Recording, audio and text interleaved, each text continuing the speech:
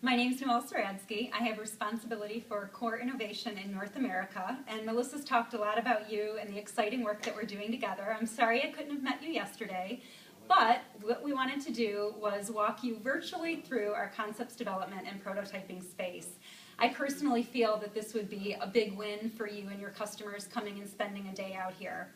What our concepts and development team does is really take thoughts that are verbal, two-dimensional pictures, and really turns the concepts and ideas of people into something that you and your end users could really get the experiential and emotional, get it in your hands, talk about what you like, talk about what you don't like.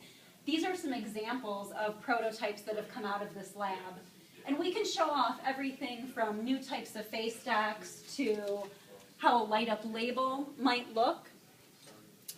How different materials feel. This is one of my favorites where we talked about reducing the space of empty wine bottles, and this one used to be full, but it felt kind of cheap and flimsy, and we were able to mock up a second prototype of something that felt a lot more substantial and even sounded more like glass. Many different examples here. We could even look at things like reclosures or pop-up labels. Many different types of products and applications. Here's just a little example of a shelf marker. Our idea would be that we would have both you and one or more of your end users here. We've entertained groups like that right in this space. It's a small table with a television. And in our lab, all of the prototyping equipment is here. So we could talk about things in the morning and then in the afternoon have things in your hands. It's a small team of 3 people that are incredibly creative. We have a graphics designer on staff and many different pieces of equipment, from a 3D scanner and printer, a forming unit. We have a printer and a die cutter where we're able to make prototypes like this. This was an example of a deodorant bottle.